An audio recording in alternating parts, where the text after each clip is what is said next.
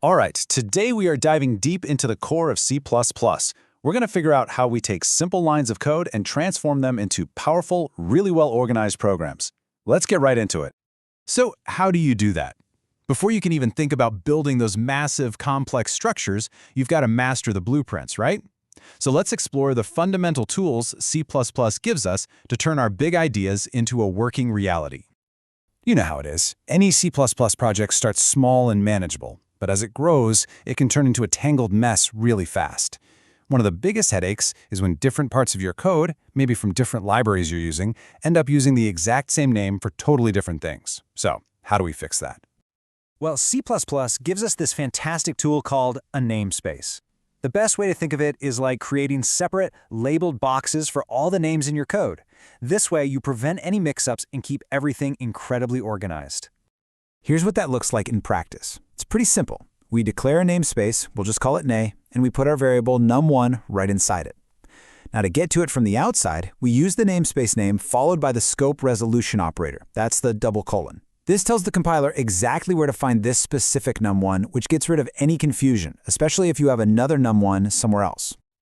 And you know, beyond namespaces, another huge part of clean code is just consistent naming. Following these standard conventions like using Pascal case for classes and camel case for variables, it's like a grammar for your code. It makes it instantly easier for you or anyone else to read and understand what's going on. Okay, so we know how to keep our code organized. Now let's move on to the next critical piece, defining the actual structure of our data. This is where we get to create our very own custom types.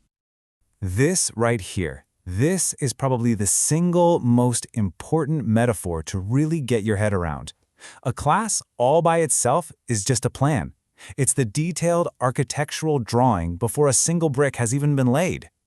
So a class is our blueprint. It defines both the properties, we call those data members, like an employee's name and ID, and also the behaviors, the member functions, like calculating their bonus. It bundles all of that stuff together into one single logical unit. And building one is a really straightforward four-step process. First, you declare it. Then, you define the data it's going to hold. Then you add the functions it can perform. And finally, and this is super important, you decide who gets to access its different parts using specifiers like public, for things everyone can see, and private to protect its internal workings. A blueprint is pretty useless until you actually build something with it, right? In C++, this is where the magic really happens. We're about to create an object, turning our logical template into a real, tangible thing in our program. The class is the design on paper. The object is the actual car in your driveway ready to go. One is just a concept, but the other is a real instance that exists and takes up space in your computer's memory. So creating an object, and the fancy word for this is instantiation, is as simple as just declaring a variable of the class type. Right here, imp becomes a real living instance of our employee class. Once it exists, we can use the dot operator to access its public members and tell it to do things, like calling that acceptRecord function. Okay, here's a fascinating little C++ quirk for you. Even an object of a completely empty class, I mean with nothing in it, still takes up 1 byte of memory. So why? It's to guarantee that every single object has a unique memory address. It prevents two different empty objects from being indistinguishable, which is a small but absolutely crucial detail.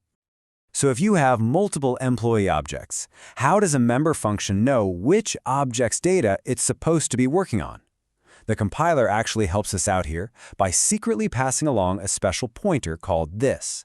When you call emp.acceptRecord, the this pointer inside that function automatically holds the memory address of our emp object, making sure the function always operates on the correct data.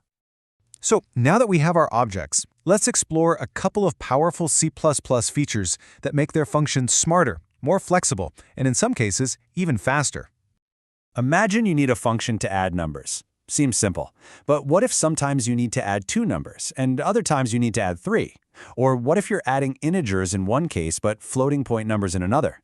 Do you really have to create a bunch of different functions with clunky names? C++ has a much, much better way. And that solution is function overloading.